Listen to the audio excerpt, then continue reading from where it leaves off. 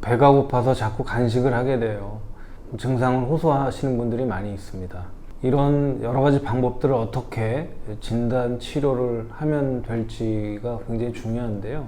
당뇨병 치료에서 가장 핵심적인 요소 중에 하나는 저혈당을 방지하는 것이 중요하기 때문에 그렇습니다.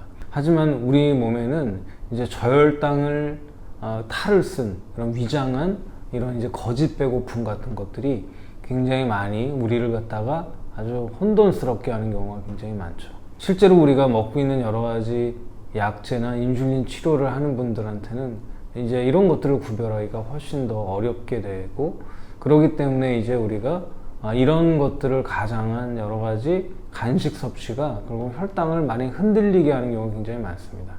그렇다고 하면은 저혈당과 거짓 배고픔을 어떻게 구별을 하는가?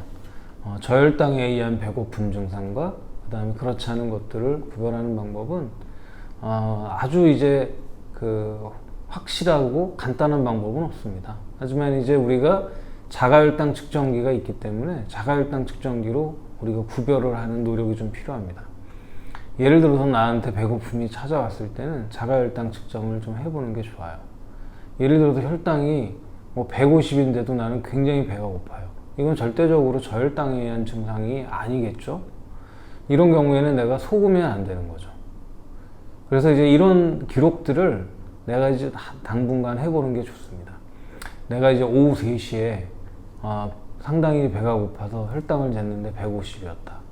그 다음에 그런 이제 여러 가지 이벤트나 내용들을 갖다가 쭉 이제 한 일주일에 거쳐서 내 몸의 상태를 반응을 보게 되면 내가 나타난 이런 증상들은 이게 저혈당에 의한 증상인지 아닌지가 확실하게 구별이 될 수밖에 없죠.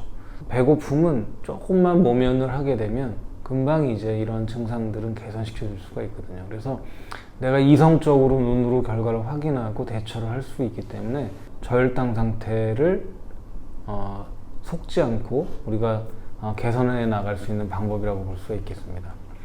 우리가 이제 이게 왜 중요하냐면, 내가 이제 다음 식사, 예를 들어서 이제 오후 3시에 4시에 이제 거짓 배고픔이 왔는데 내가 이제 6시에 밥을 먹어야 된다. 그러면은 이때 이제 먹은 간식은 6시 때는 어떻게 될까요? 혈당이 떨어져 있지 않아요. 그러니까 혈당은 계속 올라가 있는 상태에서 또 식사를 하게 되죠.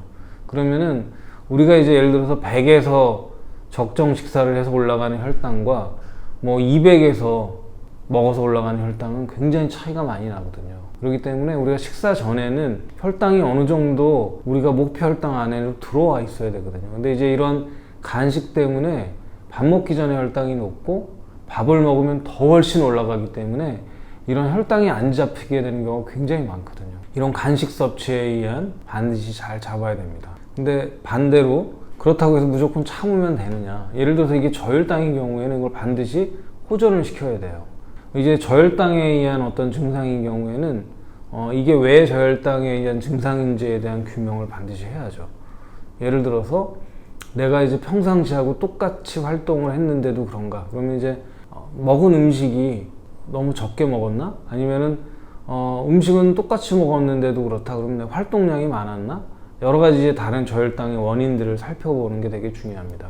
우리가 다음 식사 전에 적정 혈당을 만들기 위해서 그 중간에 찾아오는 여러 가지 증상, 이게 저혈당인지 그 다음에 거짓 배고픔인지에 대한 증상을 반드시 구별하는 것이 중요하다, 이렇게 강조를 드리고 싶습니다.